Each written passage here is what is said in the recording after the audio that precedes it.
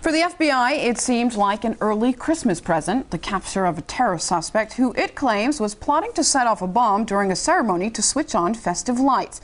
But former agents aren't so sure. They say the 19-year-old Somali American was led into the plot by officers. RT's Anastasia Churkina explains. This winter season, the FBI celebrates. The reason? The arrest of a potential terrorist. But a little something is wrong with this picture. Over the 18 months, they cultivated him. The alleged plotter is a teenager. The bomb he planted, a fake, and the FBI allegedly manipulated him into committing a crime. Entrapment is not legal. Entrapment is getting someone to do something that they wouldn't normally do.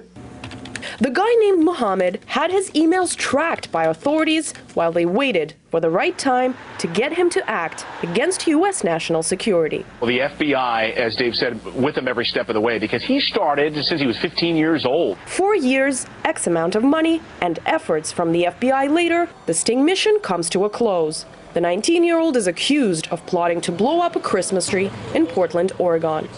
The language used against him in FBI records is all too familiar to the sensitive American ear. And even though the device was fake, fear spreads like bacteria. The threat was very, very real. Media images were quick to portray what could have and would have happened had the bomb been real.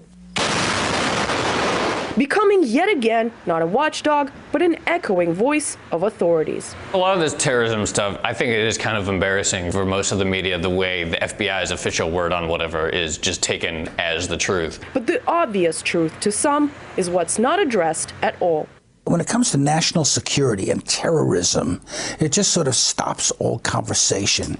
It's chilling conversation. You immediately assume, I want to be protected, the FBI will protect me, and therefore whatever it says is true, when often it isn't. The case dubbed the Christmas tree plotter is far from the first to bring to light the practice of entrapment in the U.S. Convincing, pursuing, and tricking the eventually accused has become systematic, according to some. And they can come after you, and they can manufacture crimes against you, and they can make up a whole case and put you through a whole thing. And eventually, if they can persuade a jury that this manufactured case is valid, you can go away to jail for a very long time.